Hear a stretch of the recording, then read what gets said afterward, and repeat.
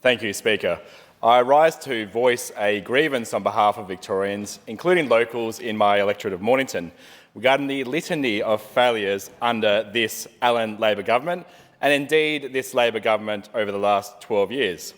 This Labor government have been in for nearly 12 years in a row by the next election in November next year, and they will have been in government for 23 out of the last 27 years here in Victoria. From unfair taxes and economic mismanagement to community neglect and cuts to services, this government has failed Victorians by every single metric. Instead of fostering economic prosperity, focusing on policies that enhance productivity, encourage investment, improve the business environment, streamline regulations and cut red tape, this government has become the modern-day Sheriff of Nottingham, corrupt, greedy and taxing Victorians to fill their own budget black hole. Now let's look at the emergency services tax. This is a tax that will undeniably impact so many Victorians, indeed so many hard-working Victorians. All landholders across Victoria, farmers, small businesses, suburban homeowners, renters, volunteers will be forced to pay more under this tax. In fact, the government's own budget papers show that this tax will rip $765 million a year from Victorians, over $2.1 billion in just 3 years. This is a big, indiscriminate tax on property. And the member for Mordialloc, who spoke before, seems to think that such a tax is great for farmers, it's great for volunteers, but it's not. The impact on farmers and rural communities is especially pronounced. Farmers are being slugged with levy hikes as high as 150%. Farmers and so many Victorians, Speaker, are furious. They are fighting government fires and volunteering as well, only to be rewarded with an unjust new tax, all while many are facing drought as well. They are so furious that thousands have attended protests on the steps of Parliament and elsewhere across Victoria in recent weeks. The Victorian Farmers Federation and 79 local councils have opposed this money grab. Indeed, the VFF Mornington Peninsula, who I've been speaking with closely about this, have opposed it as well. And they even went so far as to give 4 different alternative options that will raise the government revenue without, though, impacting upon farmers. Many local CFA brigades from Mornington to Mount Eliza, Muridock and elsewhere have approached me about their concerns about this tax as well. And many local farmers in the Mornington electorate and indeed across the Mornington Peninsula and elsewhere, from cattle farmers to dryland farmers, horticulturalists, vineyard owners and others, have expressed extreme concerns about the rise to their rates under this tax. But Premier Allen and Labor have rushed this tax through Parliament, as we've seen recently, in the darkness of the night, doing a dirty deal to get it over the line before their budget and cutting off debate so as to pass it through the Assembly at about 1:30 a.m. the other Friday morning. This is a government that is looking to purely raise revenue to offset their skyrocketing state debt, looking at growing to $194 billion in just a few years' time, which is $29 million of interest a day, which is $1.2 million every single hour. As I mentioned in a speech earlier today, that is more than a home for every single Victorian every single hour, because that is being paid on interest by taxpayers that could actually be spent on infrastructure and services.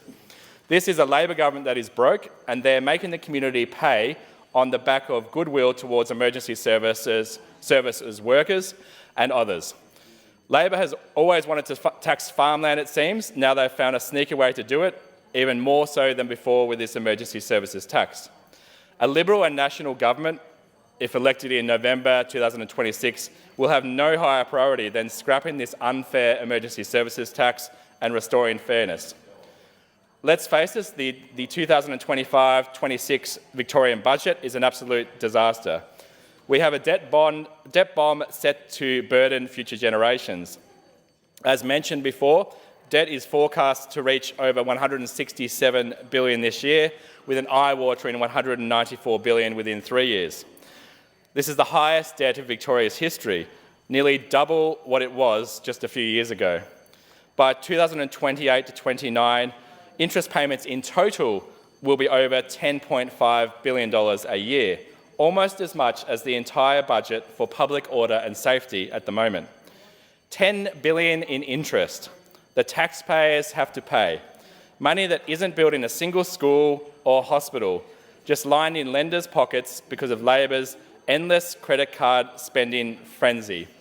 That could build schools like Mount Eliza Secondary College in my electorate, which is more than 50 years old in terms of their infrastructure. They need an entire school redevelopment that is not forthcoming at this point in time. All they need is about 30 to 40 million to do so. The interest payments are much more than that, even at the moment, and so many other schools are missing out as well.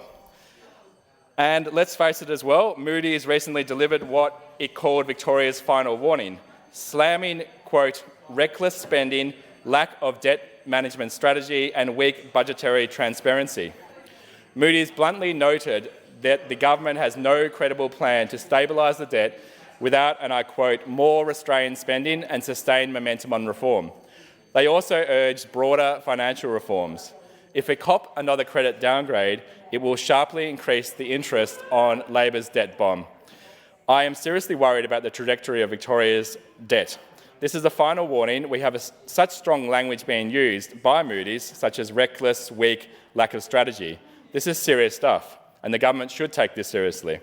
There are countless real-world examples where a failure to control debt has led to economic crises. Now, I will mention perhaps a bit more extreme examples from Victoria, but this is a situation where we don't want to end up in.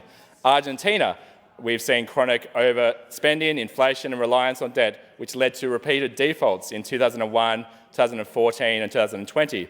The consequences were skyrocketing inflation, currency collapse, mass poverty and a reputation for default that haunts the economy. In Italy, Italy's debt remains the highest in the world, over 140% of its GDP, with decades of sluggish growth. This means constant scrutiny from bond markets, reliance on ECB bailouts and limited fiscal flexibility. In Puerto Rico, they have had decades of borrowing and government mismanagement that have led to $70 billion in debt, with the government ultimately defaulting in 2015. The consequence, cuts to public services, school closures, mass migration and so forth. Mass emigration, I should say. Now, look, I acknowledge that these are extreme examples, and thankfully Victoria is in a relatively better situation at the moment than many of these countries.